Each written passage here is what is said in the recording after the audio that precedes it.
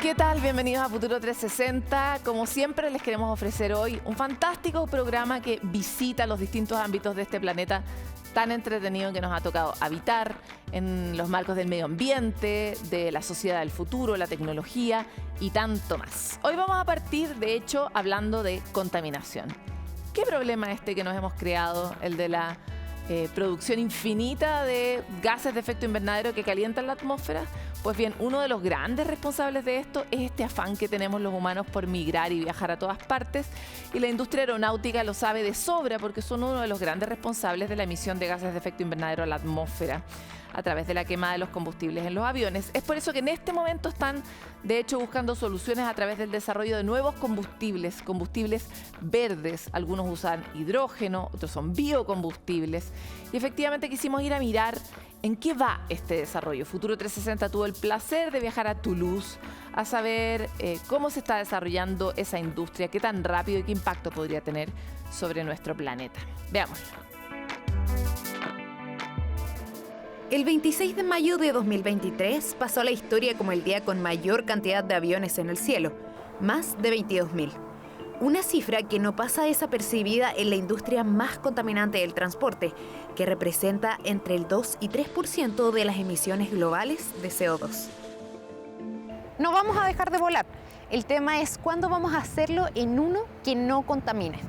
O poniéndolo de otra forma, ¿cuándo van a haber más aviones limpios que contaminantes en el cielo? La industria del transporte aéreo a día de hoy no tiene sustitución. Mirando hacia el futuro, tenemos que continuar invirtiendo en seguir desarrollando nuevas ideas y nuevas tecnologías para ser cada vez más eficientes. Esta industria ha sido pionera en plantearse metas muy ambiciosas que nos llevan al 2050 como una industria carbono neutral. Un desafío latente en esta enorme industria frente a los efectos del cambio climático. Viajamos a Toulouse, Francia, capital de la aviación, donde se está pensando en el futuro.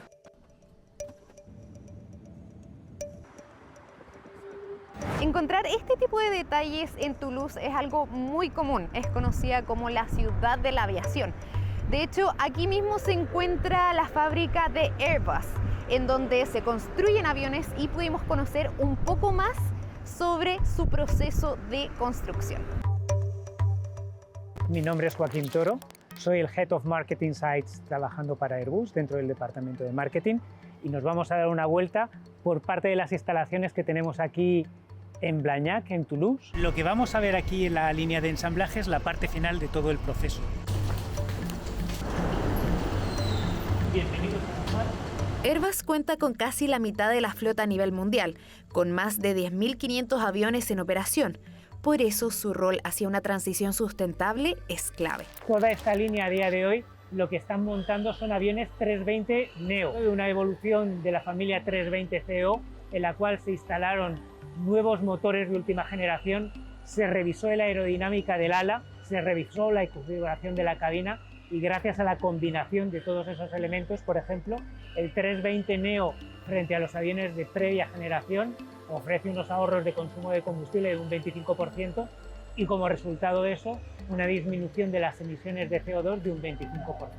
Así que Airbus puede hacer una contribución inmediata a ese proceso de descarbonización, facilitando el acceso a las aerolíneas de todos esos aviones.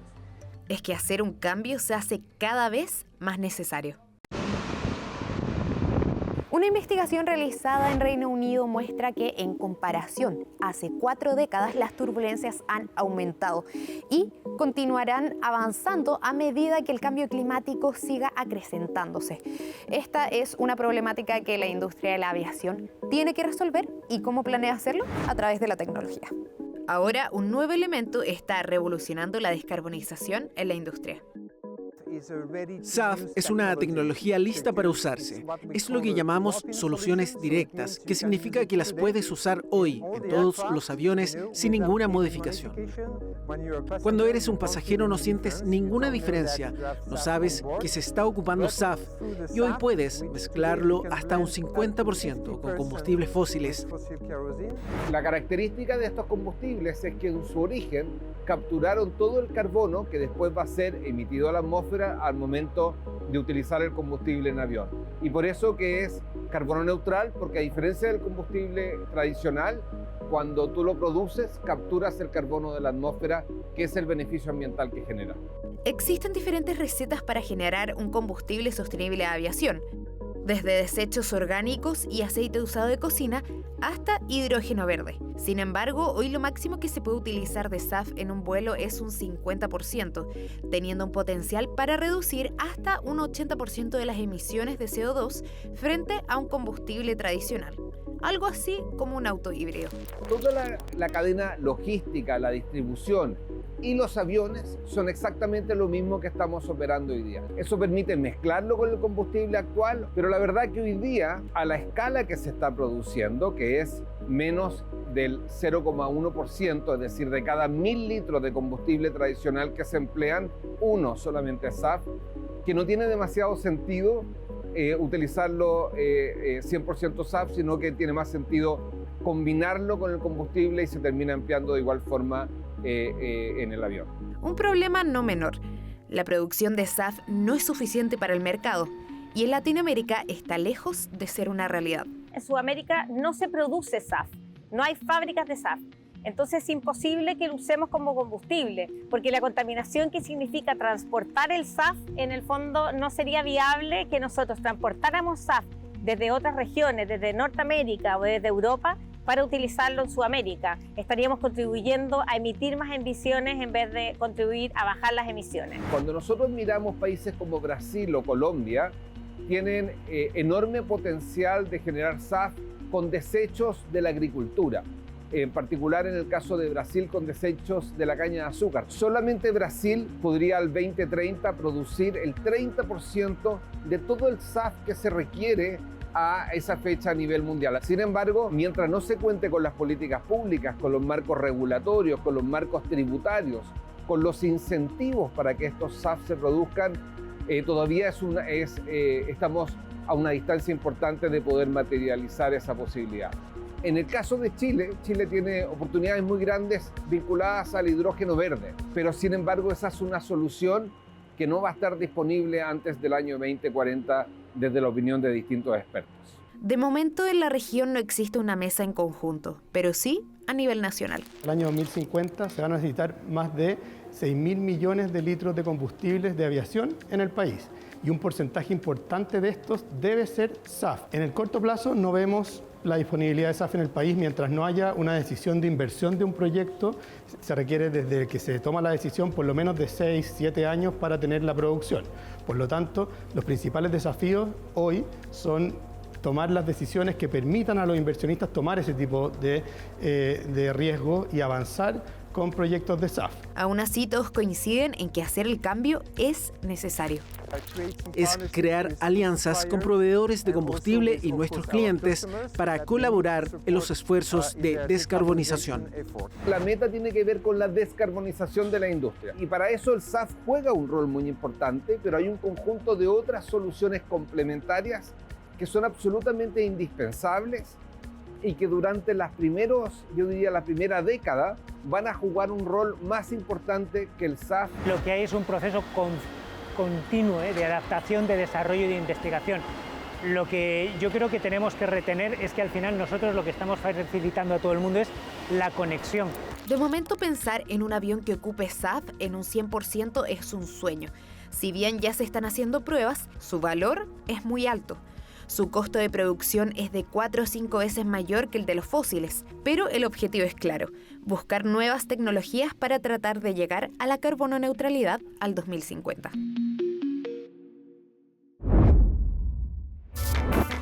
Las abejas son una especie fundamental para el desarrollo de nuestro ecosistema, cumplen una función clave en la mantención de toda la capa vegetal de la Tierra, pero también una función mucho más fundamental para nosotros los humanos porque nos alimentan. Gracias a ellas se produce todo el proceso de polinización que se requiere para tener nuestras frutitas en nuestra mesa, ¿no?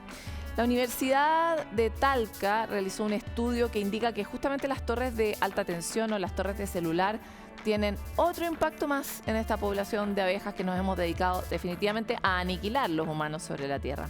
¿Qué efectos tienen estas torres? ¿Cuáles son sus principales consecuencias? Veamos qué nos cuenta el profesor Marco Molina en una nueva cápsula de la ciencia en Chile.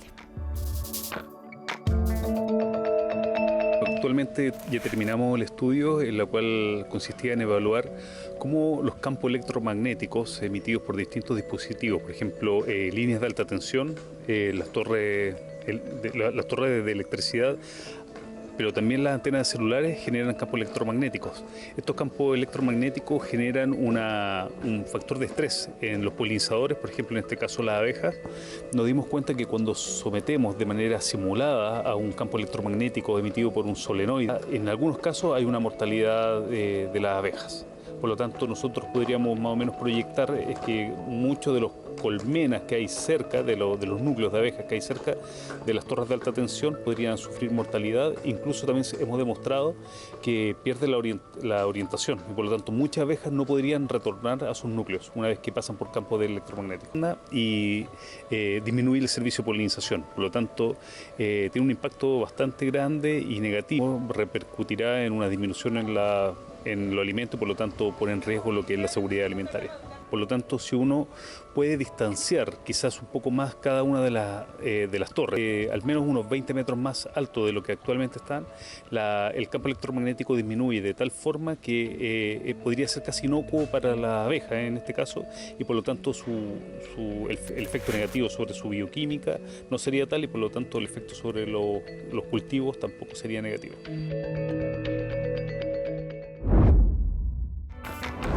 Nos vamos a una pausa, pero volvemos con mucho más de Futuro 360.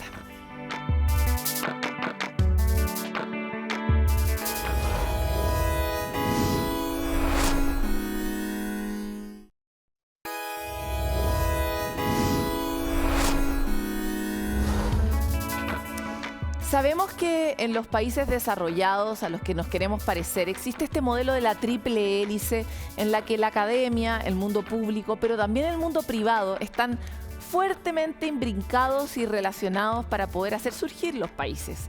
Este modelo es un modelo difícil, pero también sabemos que los países que no involucren al sector privado difícilmente van a cumplir las metas que se han puesto, por ejemplo, en el marco de la COP. No se puede enfrentar la crisis climática si no tenemos a todos los actores que pueden mover la transformación cultural organizados y orientados, ¿no?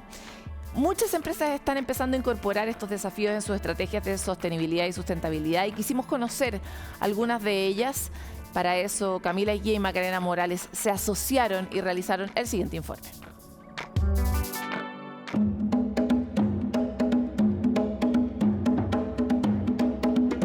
El Amazonas es la selva tropical más grande del mundo y un espacio de absorción de carbono muy importante. Se estima que absorbe entre el 10 y el 15% de emisiones anuales globales de dióxido de carbono. Con el desarrollo y evolución del consumo, esta selva se ha convertido también en un espacio que provee de materia prima para la fabricación de productos. Entre estos está Natura, la empresa brasileña de cosméticos formulados a partir de la naturaleza y quienes buscan establecer un compromiso real con el cuidado de la selva y de las comunidades. Que se puede ser rentable siendo cuidadoso con el medio ambiente y siendo también socialmente responsable. Creo que esos elementos no hay que olvidarse, no compite la rentabilidad de una empresa con la capacidad de ser realmente un aporte para todos tus grupos de interés. Hoy día las empresas se están dando cuenta cada vez más de que ser proyectables en el tiempo, de que tener un buen negocio en el largo plazo, pasa no solamente por un buen desempeño económico, sino también por validación social, por minimizar los daños que se pueden estar haciendo al medio ambiente y ojalá ser lo más positivas posible y no lo menos dañinas posible. Es así como la cadena de valor de los productos, el darle importancia a cada etapa del desarrollo para ver dónde se genera el impacto, toma cada vez más protagonismo en la implementación de una estrategia sustentable. Hoy día se entienden las empresas y las empresas además entienden o empiezan a estudiar, a saber cómo deben incorporar los temas ambientales, sociales y de gobernanza para poder ser sostenibles en el tiempo. Natura realizó el lanzamiento de su estrategia de sustentabilidad del 2030, que se centra en 3 pilares: enfrentar la crisis climática y la protección del Amazonas, la defensa de los derechos humanos y un modelo circular de regeneración. Entre sus compromisos más fuertes está el ser carbono neutral en 2 de sus 3 secciones. Trabajamos mucho con la Amazonía. La Amazonía es nuestra fuente de máxima inspiración. Y la Amazonía trae la naturaleza desde hace mucho tiempo. Entonces la naturaleza ya ha trabajado en muchos problemas y tiene las respuestas para muchas cosas. Y en la Amazonía tenemos pueblos ancestrales que también traen este conocimiento de esta experiencia cercana con la naturaleza y de esta observación. Seguiremos compensando como grupo Natura y Avon juntos el 100% de nuestras emisiones en toda Latinoamérica, ¿sí?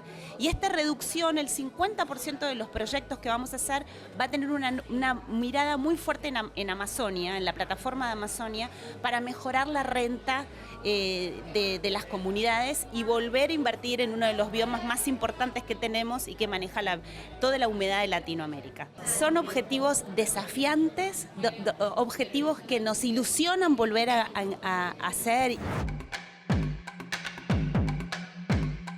En Chile también hay empresas que se preocupan por el desarrollo a partir del respeto del entorno. Carún lleva 12 años trabajando en un modelo de producción que esté en sintonía con la naturaleza y las personas. Su estrategia de sustentabilidad abarca la recolección del material, la producción de los materiales y compartir lo que se gana en pos de la conservación. Lo que buscamos como grupo humano es cambiar la forma en la que interactuamos con el planeta, y para eso se necesita un cambio cultural hacia la sustentabilidad y la sostenibilidad. La rentabilidad económica no es lo único que importa, también tenemos que preocuparnos de lo que vamos a dejar en las generaciones futuras y de cuidar a la gente y al medio ambiente. Los anteojos son fabricados a partir de materiales en desuso que son recolectados en la Patagonia chilena. Materiales como fierros, malla red de pesca e incluso troncos quemados forman los armazones. Estos están fabricados de policarbonato reciclado. El policarbonato nosotros lo sacamos de la industria automotriz, de los faros de automóviles, de los descartes de los faros de automóviles, y lo reciclamos y lo transformamos en el armazón. En ambos casos, los consumidores son quienes finalmente les han dado una oportunidad. Cambió el acceso a la información. Las personas, todo el tema de las redes sociales y la capacidad de estar interconectados nos hace ver que cualquier cosa que suceda en cualquier parte del mundo va a tener un impacto en nosotros. Y yo creo que antes no existía eso. Hoy día sabemos de inmediato lo que está pasando en todos lados. Y el consumidor hoy día quiere sentir que cuando está ejerciendo un acto de consumo está contribuyendo a la solución de un problema y no a la profundización de ese problema. ¿Ya? Buscan marcas que estén alineadas con sus propios valores. Y hoy día el valor de cuidar el medio ambiente y respetar al otro es algo muy importante que ellos están buscando. La solución está en que las empresas y los consumidores asuman la triple crisis que enfrenta el planeta. Las empresas somos personas y las personas no somos perfectas. Sí existen compañías y personas que están más conscientes de cuáles son sus impactos y en vez de buscar minimizar los impactos negativos, se han propuesto maximizar los impactos positivos. Avanzar en estrategias de sostenibilidad y sustentabilidad con la mirada puesta en el medio ambiente y las personas hoy debiera ser un piso para las empresas. Por otro lado, son los compradores quienes deben dar el paso hacia el consumo consciente, porque las soluciones tienen que ser entre todos y todas. Uno de los temas recurrentes en el marco de este hiperdesarrollo de la inteligencia artificial es cómo estas nuevas tecnologías están impactando el desarrollo y el fortalecimiento o el debilitamiento de las democracias. Este es un problema gravísimo que nos está afectando de manera profunda, sobre todo en años electorales críticos como va a ser este 2024.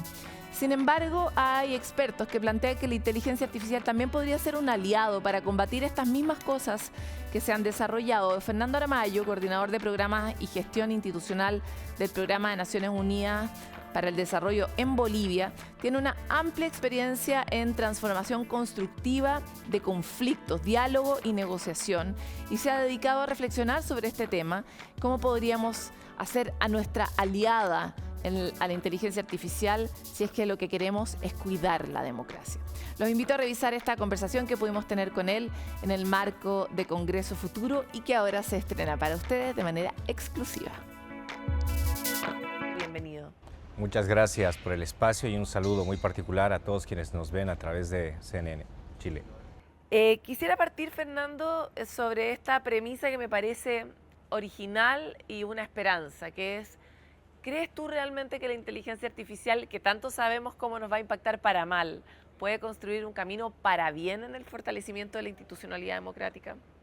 Yo creo que no solamente tiene el potencial, sino que deberíamos hacer que lo haga, lograr que se haga. Es decir, no es desconocido para todas y para todos nosotros que vivimos en la región una realidad en la que la democracia está profundamente interpelada, sus mecanismos carecen de confianza por la ciudadanía, y fruto de ello es que muchas veces vemos, y de manera creciente, que la gente quiere agendar sus temas de necesidad y demanda para que se traduzcan en política pública de forma virulenta, por fuera de los mecanismos institucionales de la democracia.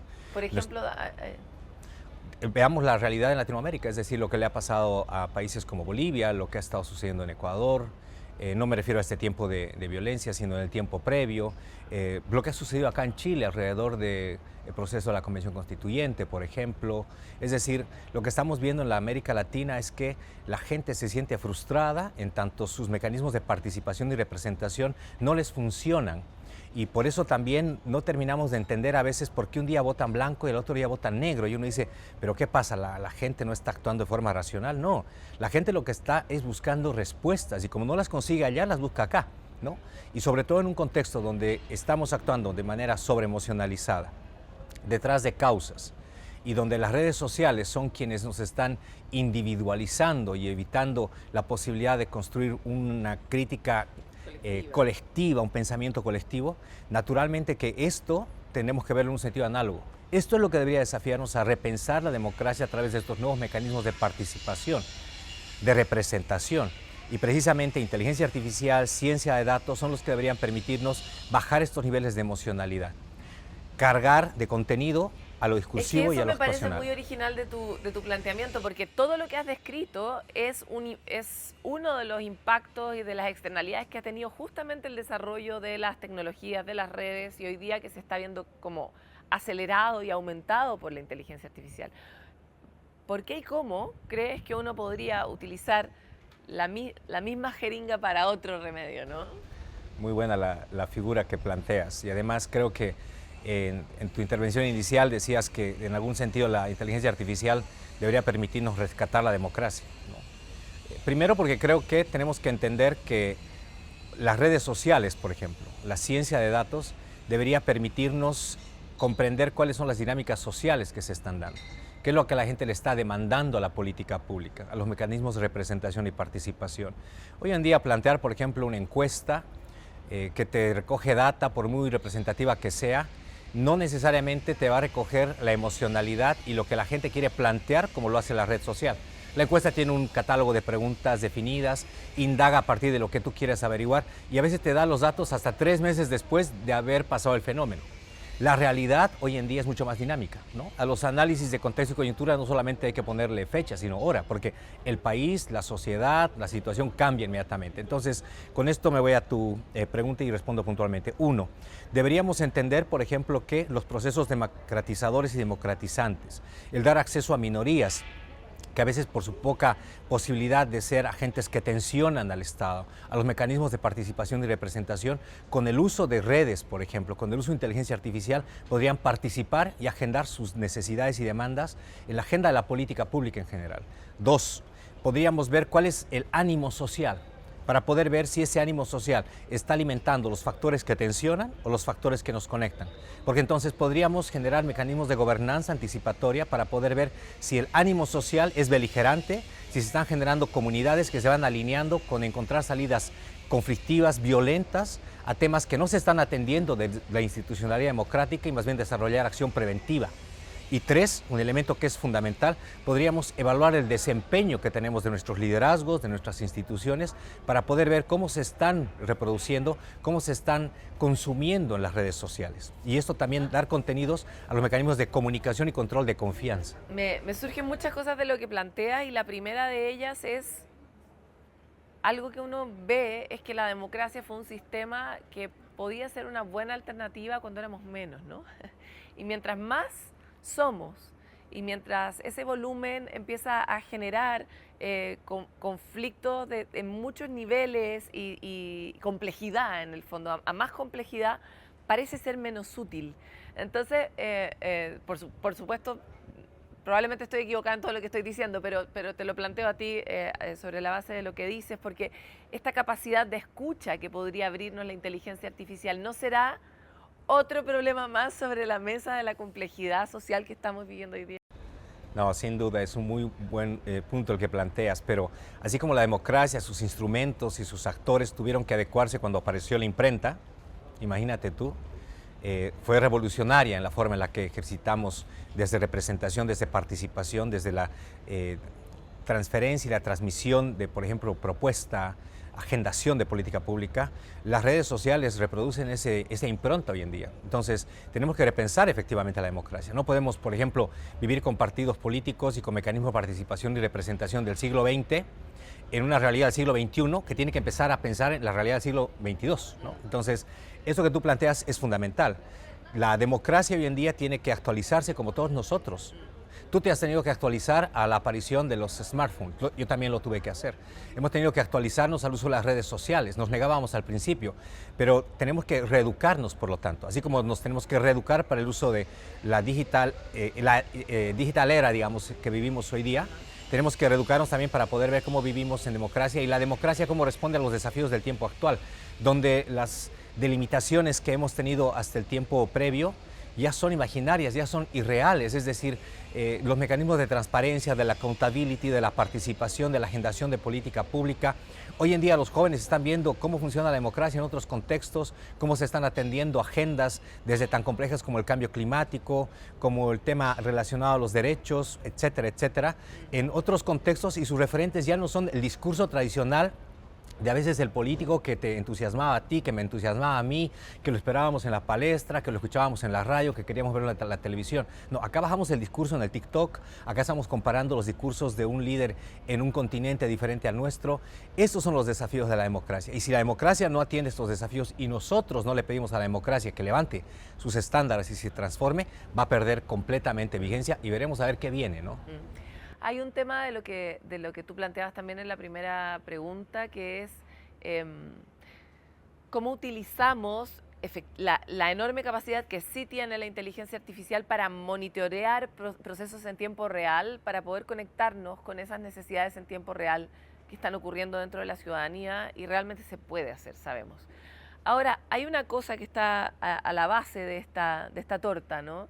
Y es con qué mecanismos de ciencia del comportamiento se ha creado todo el chasis tecnológico que nos está asistiendo hoy día. Entonces, cómo ese chasis tecnológico nos premia o premia nuestra conducta cuando nos quedamos obsesivamente mirando algo morboso en nuestro celular y que está totalmente relacionado con la manera en que nuestro cerebro funciona.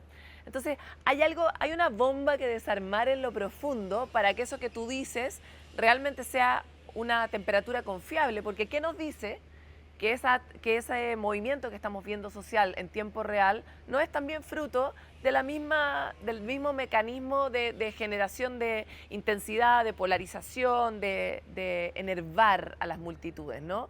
Y por lo tanto, ¿cómo aprovechamos lo bueno de esta tecnología y al mismo tiempo desactivamos esto que parece ser el origen de los males? Ese es un punto muy importante a debatir, ¿no? La gran amenaza que vamos a enfrentar, por ejemplo, hacia adelante en los procesos electorales va a ser precisamente esto, ¿no? Lo que denominamos el deepfake. Es decir, como por ejemplo en un gran acumulado de información veraz, yo puedo matizar con alguna información falsa una realidad que luego va a manipular tu comportamiento. Y si le sumas a esto lo que planteaba hace un momento, es decir, sociedades que actúan de manera sobreemocionalizada, detrás de causas, estamos abiertos a ser manipulados por este tipo de contenidos. Y son contenidos a veces hasta deshumanizantes porque hemos perdido la capacidad de interactuar y de razonar. En realidad la inteligencia artificial es un desafío a la forma en la que pensamos, al uso de nuestros cerebros, para poder no ser atrapados por esta lógica de definición ex ante de todo nuestro patrón de comportamiento. Las redes sociales te dicen cuál es la vida ideal con el Facebook. Las redes sociales te dicen cuál es el camino ideal para llegar a donde quieres llegar con el Waze. Las redes sociales te dicen cuál es tu pareja ideal con el Tinder. Es decir, te están marcando la pauta de todo tu comportamiento y mañana te van a decir cuál es el ideal para que definas tus opciones políticas. Te están diciendo cuáles son tus opciones de consumo. Entonces, ¿cómo enfrentamos esto? Sí, hay que regularlo.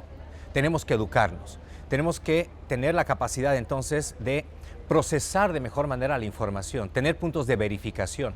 Tenemos que tener entonces más espacios de interacción como el que tenemos tú y yo. Porque también podríamos agarrar y decir, te voy a mandar un set de preguntas, grábame el video con tus respuestas, las vamos a editar, hacemos el match y salió la entrevista. En la interacción es donde podemos verificar, incluso a través de otros patrones, lo que estamos realmente viviendo y hacia dónde estamos conduciendo nuestras decisiones. Para terminar, un elemento que es fundamental, lo que necesitamos es entender entonces cómo regulamos esto. Y en esto creo que Chile ha tenido un avance fundamental. Neurociencia es un tema que tenemos que enfrentar y ahora es un momento en el que podemos adelantarnos a ello. ¿Cómo regulamos esto? Porque además el tema que hay que poner sobre la mesa es quiénes son los dueños de los datos. ¿Quiénes están definiendo en qué sentido se procesan esos datos? Tú no eres dueño de los datos, yo tampoco, pero entregamos toda nuestra información a 4 o 5 entes que son dueños de los datos. ¿Cómo abrimos esos datos para que los estados los puedan? Exactamente, ¿no? Y que los están planteando y los están leyendo y los están procesando desde idiosincrasias diferentes. Por eso, en este tiempo actual, necesitamos recuperar esos espacios de control de aquello que sabemos que nos está afectando y que está afectando nuestro comportamiento. Entonces, lo que tú tocas no es un tema menor. Estos son los contenidos de procesos mayores, es decir, incluso si hablamos de contenidos de un proceso de integración regional, estos son los nuevos contenidos. Ciencia, tecnología, neurociencia. Esto es lo que debería estar en la agenda de los procesos de integración entre nuestros estados y sentarse con las empresas, con los pseudodueños de los datos para regular ello. Para que nosotros también ya en los procesos educativos insertemos en la forma en la que educamos a nuestros niños, los exponemos a ese tipo de tecnologías, una mirada crítica y autocrítica sobre qué es lo que se está haciendo y con qué consecuencia. Fernando, para terminar, tú como economista sabes que sobre todo toda nuestra civilización más reciente está creada sobre la base de incentivos, ¿no? La economía ha sido un gran driver del desarrollo, por ejemplo, de las grandes tecnológicas y no de las tecnológicas más preocupadas de los asuntos éticos de la humanidad. Y por lo mismo me encantaría saber ¿dónde crees que debería hoy día los estados poner los incentivos para orientar el desarrollo de nuestras civilizaciones actuales hacia un lugar que no sea su propia destrucción? Así como enfrentamos diferentes periodos geológicos en el transcurrir de nuestra historia, hoy en día estamos en la época del antropoceno, es decir, es el tiempo del hombre, ¿no? Y por lo tanto es un tiempo en el que el principal desafío es retomar esta vinculación que tiene que haber entre las conclusiones de la ciencia contemporánea y la política. En el último tiempo la política ha tomado un rumbo diferente a las conclusiones de la ciencia contemporánea. Entonces, hoy en día tenemos que hacer que los estados recuperen ese camino, que ese matrimonio se consolide, que evitemos los divorcios entre las conclusiones de la ciencia contemporánea y la política, para que las decisiones ya no estén basadas en emocionalidad discursiva, en la captura del poder por grupos de interés específico, que hoy en día ya no son grupos económicos locales ni sociales, no, son otros grupos que trascienden nuestras fronteras. Tenemos que recuperar entonces el sentido y el contenido de la democracia y de la política para que construya nuevas realidades. Pero además tenemos que generar un incentivo basado en el hecho de que no estamos hablando desde una perspectiva romántica. Acá tenemos que aplicar un sentido básico que ha guiado siempre al ser humano, el sentido del egoísmo. Es decir, tenemos que entender que incluso persiguiendo desde una perspectiva egoísta un precepto básico como es el de la sobrevivencia, estamos frente a la necesidad de generar nuevos acuerdos que unan la ciencia con la política para que le demos un nuevo rumbo a nuestras sociedades. Porque a la vuelta de la esquina, países con elevados niveles de informalidad, de desigualdad, de vulnerabilidad, van a materializar algo que Naim plantea en sus últimos libros, cuando dice, como nunca antes, es fácil acceder hoy en día al poder, es mucho más fácil que antes, pero pregúnteles a los gobernantes si pueden ejercitarlo o si pueden mantenerlo. Y creo que ese es un peligro de sobrevivencia también de los actores políticos frente a una realidad concreta que nos está planteando que los tiempos en los que necesitamos dar respuesta cada vez son más cortos y que la población en algún momento, como hemos visto en realidades muy recientes, se está agotando, se está cansando. Lo peor que le puede pasar a una sociedad es entrar en una esfera de frustración. Puedes estar tú decepcionado, desencantado y desconfiar, pero cuando te frustras es como un gato acorralado. Pasas de tener temor a atacar, a reaccionar y a tomar las cosas con acciones de hecho. Entonces, Creo que ese es un tiempo... Ya tenemos un saborcito de eso, ¿no? Y este es un tiempo en el que tenemos que tener conciencia de ello. Por eso yo he querido reivindicar en mi ponencia en este Congreso del Futuro el hecho de que la gobernanza anticipatoria, entendiendo que los acuerdos de gobernabilidad que nos han construido a veces paz política, pero no paz social, son los que tienen que ahora tomar la ciencia de datos y la inteligencia artificial para enfrentarnos a las consecuencias de nuestros actos a 20, 40, 50 y 70 años. Y si la economía es la que va a determinar hoy en día nuestros destinos, una economía basada en los minerales críticos, en la transición energética, donde vamos a ver que países esencialmente mineros como Chile, como Bolivia y como otros, van a ver exponencialmente desafiados sus mecanismos en tanto extracción minera, sus afectaciones ambientales, sus exclusiones sociales, y sabemos que eso viene. Entonces tomemos con responsabilidad el uso de la ciencia de datos para poder ver cómo nos adelantamos a ello y cómo definimos nuevas formas de negociación con quienes sabemos que vienen a por todo, como diríamos en otro sentido. Te quiero agradecer por esta conversación con Futuro 360. Encantado y felicidades por la labor que realizan. Un placer y a las órdenes siempre. Luego de esta conversación que seguro los dejó pensando en torno a las posibilidades que tal vez todos tenemos para cuidar la democracia, algo que en general valoramos de acuerdo a las encuestas, los queremos invitar a una pausa, pero volvemos con mucho más de Futuro 360.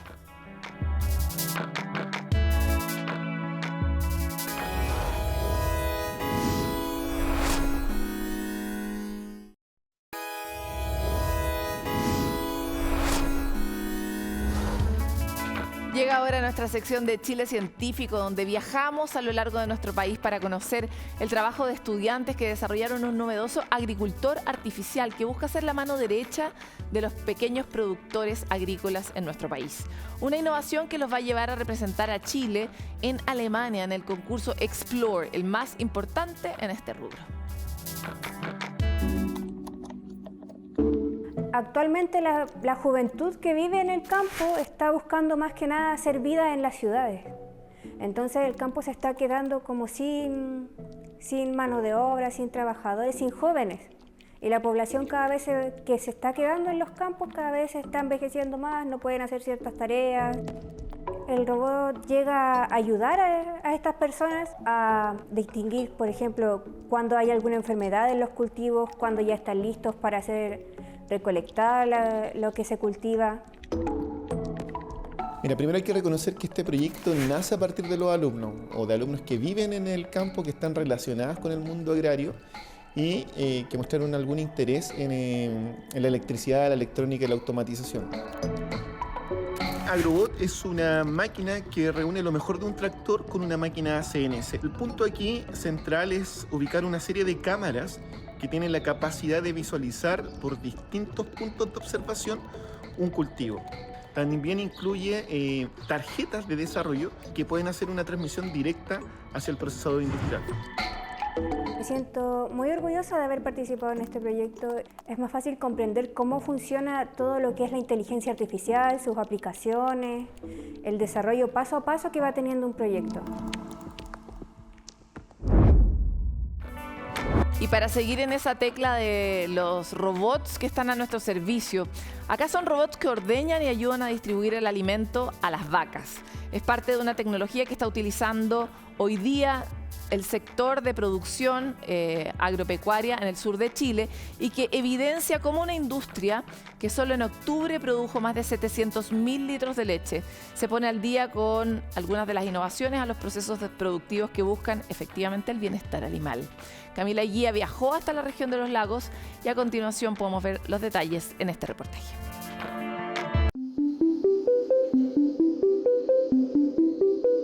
Este es un sistema diseñado para que las vacas ingresen voluntariamente al ordeñador, donde un robot hace las tareas de limpiar, ordenar, analizar la leche y aplicar un protector en las ubres de las vacas. El dispositivo en el cuello de las vacas entrega información individual de cada una de ellas, que luego se ingresa a una base de datos para que el sistema pueda entregar una atención completamente diferenciada según sus necesidades. Todo esto a través de la inteligencia artificial. Los robots de ordeña equipados con sistemas de inteligencia artificial son capaces de realizar estas tareas de manera autónoma y eficiente, dando así la bienvenida a la renovación generacional en esta industria. Edmundo Enríquez heredó el campo de su papá en Río Bueno en 1988. El predio estaba dispuesto para la producción de leche y tenían 32 vacas. 35 años después, las cosas son distintas. Mira, estábamos ya con 150 vacas, con una ordeña tradicional de 9 unidades y se hacía cada vez más extenso, más largos los turnos de ordeña, que eran 3 horas en la mañana, 3 horas en la tarde. Eso, frente a la falta de mano de obra, lo llevó a dar un giro hacia la tecnología mediante este sistema de ordeña robótica en pastoreo. Ignacio es su hijo y empezó a trabajar en la lechería aplicando estos nuevos conocimientos. Me gustaba mucho más el tema de la maquinaria, porque era más tecnológico, llamaba más la atención. Y la lechería en ese minuto era una lechería tradicional, no tenía nada tecnológico, era súper sacrificado, había que levantarse a las 2, 3 de la mañana a rodear. En invierno no era para nada cómodo. Entre 5 y 8% de aumento de producción y mayor bienestar animal al reducir problemas de salud como la cojera y la formación de mastitis son algunos de los beneficios de la ordeña robotizada. Sin embargo, la optimización de procesos y la incorporación de tecnología no son el único desafío. Hoy la ley exige también hacerse cargo del bienestar animal. Hay que ver con que el animal tenga todas sus necesidades cubiertas, desde sus necesidades de alimentación, sus necesidades de confort en el alojamiento, también lo que tiene que ver con la expresión de su comportamiento, su salud y también con las emociones, con el que no exista estrés ni dolor en su vida productiva. Así, las lecherías buscan asegurar el bienestar de los animales a través de la incorporación de estos dispositivos. Aquí no hay encierros, no hay arreo, las vacas van por su propia voluntad a la lechería. El 95% de las vacas se ordeñan más de 2 veces al día y hay un gran porcentaje que se ordeñan más de 3 veces en el día. Eso significa que las vacas van por su propio gusto a ordeñarse. En el Fondo El Mirador, en La Unión, también están incorporando cambios en su sistema de producción. Teófilo y François heredaron el trabajo familiar y adaptaron las instalaciones de la lechería que lleva más de 100 años funcionando. Una idea en el agro de que no se puede invertir, de que no se debe avanzar tan rápido. Y por el contrario, el equipo, digamos, que es bastante joven acá, me ha permitido incorporar esta tecnología y de esa manera ir aumentando la producción y poder también incorporarnos más personas a este sistema. Con este diseño, el Fondo El Mirador pasó de tener 200 vacas a 600, solo aumentando en un 10% el personal. Entre los dispositivos más innovadores está el identificador de las vacas y el ordenador de alimento. Este, por ejemplo, abarca 24 unidades. Tiene un lector de los aretes de radiofrecuencia, lo que identifica cada vaca en el orden de ingreso a la sala. Al identificarla, el número de la vaca va a aparecer en el lector y inmediatamente cuando ésta sea ordeñada va a tomar cada litro de leche que ésta produzca y la va a ir alimentando diariamente en base a su producción diaria. Este robot funciona de manera automatizada, haciendo este recorrido 6 veces al día. El Fondo El Mirador incorporó todas estas tecnologías hace poco más de 3 meses y ya se pueden evidenciar los cambios en producción y en bienestar animal, ya que tecnologías como los cepillos rascadores y los ventiladores ayudan a mejorar la salud de las vacas, previniendo, por ejemplo, el estrés calórico. El estrés calórico se produce con temperaturas sobre 22 grados, también relacionadas con alta humedad. Y al igual que nosotros en el fondo, la vaca va a sentir calor y por lo tanto al tratar de termorregular, la vaca va a gastar su energía. En vez de producir leche, la va a gastar en el fondo en bajar la temperatura corporal. Cada vez los productores están más interesados en entregar las mejores condiciones para que las vacas produzcan leche de una manera rentable y sustentable. El Fondo de la Familia de Gabriela está evaluando la automatización de los trabajos porque temen quedarse atrás en la industria. Hay que tomar la decisión y embarcarse nomás. Y lo que se necesita es gente como con otras capacidades o más capacitados quizás para hacer operar esta sala. Nosotros estamos mucho más enfocados en lo que es preocuparnos del medio ambiente, del uso eficiente de los recursos, y eso es lo que va a traer esta tecnología. Es una industria en la que la tecnología se está haciendo su espacio para el bienestar de los animales y de los trabajadores. Si no se incorpora tecnología en la lechería, hoy día va a quedar fuera. Y la tecnología nos permite producir más, con menos gente y pagar mejor. La tecnología, uno puede estar en su casa, puede estar en otra ciudad, en otro país, y está viendo todo lo que pasa en la lechería. Ya no tenía que levantarme a ordeñar, podía estar ahí viendo una pantalla y saber lo que pasaba, pero en detalle con todas las vacas. Ahora sí quiero seguir haciendo esto. Y para entrar en esas conversaciones incómodas de lo que tenemos que dejar de hacer, vamos a hablar hoy sobre cómo en Chile aves como el picaflor de Arica, la becasina pintada y el tricahue están de hecho en peligro crítico de extinción. Este fenómeno está ocurriendo a escala global, en parte por la enorme cantidad de ecosistemas que estamos destruyendo y degradando. Y ahora un nuevo estudio mostraría su verdadero impacto. Los detalles los tiene Cristian Soto en la siguiente nota.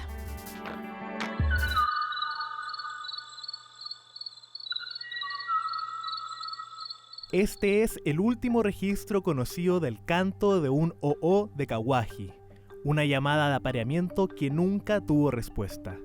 Fue registrado en 1985 en el archipiélago de Hawái y el ave fue declarada extinta en el año 2000. El o'o es una de las muchas especies de aves que se han extinguido en los últimos siglos a causa de la intervención humana. Ahora, un estudio publicado en Nature Communications estima que entre 1.300 a 1.500 especies han desaparecido desde que el humano se ha expandido en el mundo, el doble de lo anteriormente calculado. Las aves tienen huesos frágiles que se desintegran fácilmente, por lo que hay muchas extinciones que no conocemos. Intentamos lograr el estimado más cercano, pero fuimos conservadores en cuanto a los supuestos que hicimos y el modelo que usamos para no extrapolarnos y decir hay decenas de miles de extinciones de aves, lo que es poco realista. De todas formas, el resultado fue mucho más de lo que esperábamos. La principal causa de amenaza que está haciendo que las poblaciones declinen y que eventualmente se extingan es la destrucción y deterioro del hábitat. O sea, donde vive un animal o una planta, en particular en el caso de los animales, en nuestro caso las aves, si ese sitio se deteriora, se contamina, se cambia la estructura, se pierden elementos que eran importantes, obviamente las especies cada vez les va a ser más difícil vivir y terminan extinguiéndose. Han habido pérdidas muy antiguas, ¿verdad? Las colonizaciones, la industrialización, pero también han habido pérdidas modernas, por así decirlo, de los últimos 30, 40 años que han sido muy fuertes en el caso de los humedales, y eso obviamente repercute mucho en las aves, en particular las aves acuáticas. Estas extinciones tienen efectos profundos en los ecosistemas, siendo capaces de cambiarlos totalmente. Se entiende que la gran mayoría de las especies tienen relaciones ecológicas con otras. Y un ejemplo clásico es el de, no sé, un ave que dispersa las semillas de una especie de árbol. Y ese árbol depende de que el pájaro se coma la semilla pasa, o sea, el fruto pasa por el tracto digestivo, después el ave defeca la semilla en otro lado y el árbol se mantiene en el territorio a través de esa dispersión. Si el ave se extingue, ya no va a haber quien dispersa esa semilla y por lo tanto se puede producir una extinción secundaria que se llama, que es como una extinción derivada de otra extinción. Entonces viene este cambio climático ya como una amenaza muy general y muy potente, que va desde pérdida de hábitat en el caso de las aves acuáticas o expansión de enfermedades nuevas que las especies no han evolucionado para contrarrestarla. Hay una serie de mecanismos ecológicos que se van gatillando y van atentando contra las abundancias de las aves. Una de las causas del aumento de la estimación del número de aves extintas se encontraría en la falta de información sobre ecosistemas en partes del mundo como el hemisferio sur. Las áreas donde hay muchas extinciones de aves conocidas tienen mayores esfuerzos de investigación. El Caribe, Hawái y Nueva Zelanda tienen los niveles más altos, pero hay muchas islas donde casi no han existido investigaciones. Por ejemplo, en Chiloé es muy baja. Hay muchas islas remotas en el Océano Pacífico que han sido colonizadas, donde esperamos que haya aves, pero es muy difícil llegar a ellas, por lo que han tenido poca investigación. Ivo Tejada es director ejecutivo de la Red de Observadores de Aves de Chile y asegura ser testigo de cómo diversas poblaciones han disminuido. Sabemos que las poblaciones van a la baja porque los vemos menos, ¿no?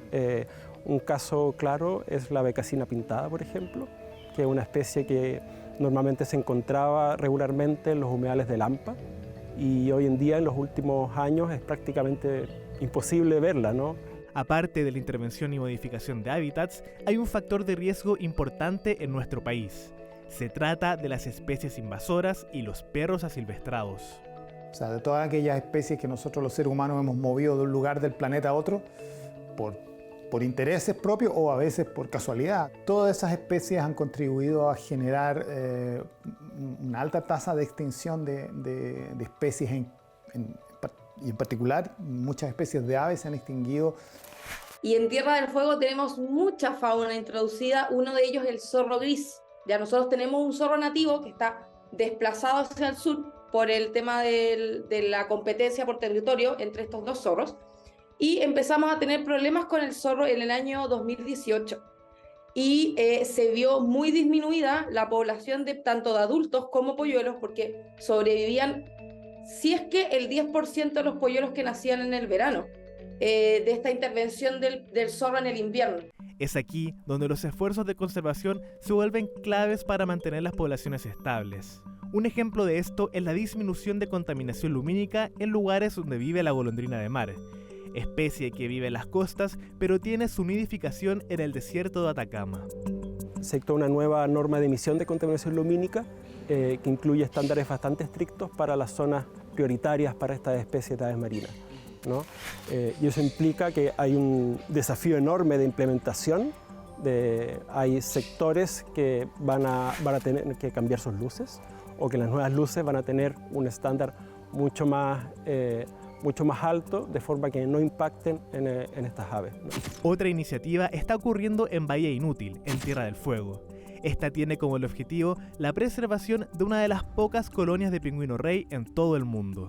El 2019 que somos Reserva Natural Pingüino Rey, pero el motivo de que se formó nuestra fundadora, comenzó con este proyecto, fue porque se empezó a escuchar en Tierra del Fuego que habían pingüinos en Bahía Inútil. Es bien particular porque es una colonia pequeñita que se está reasentando de hace 12 años en el lugar, que tiene mucho que ver también el asentamiento de que hay un proyecto de conservación detrás, ya para evitar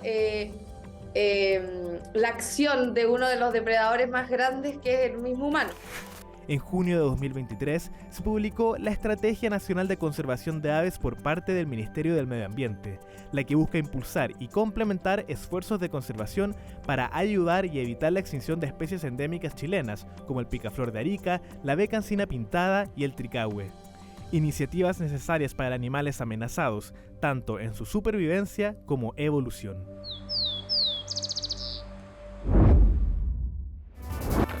Hasta aquí llega Futuro 360, eso es un poco triste. Pero ustedes se pueden mantener conectados con todos nosotros a través de nuestras distintas plataformas, redes sociales, y enviar todas sus propuestas de contenido para que este 2024 sea uno en que los podamos acompañar con nuestra variedad temática y fascinante de una mejor manera.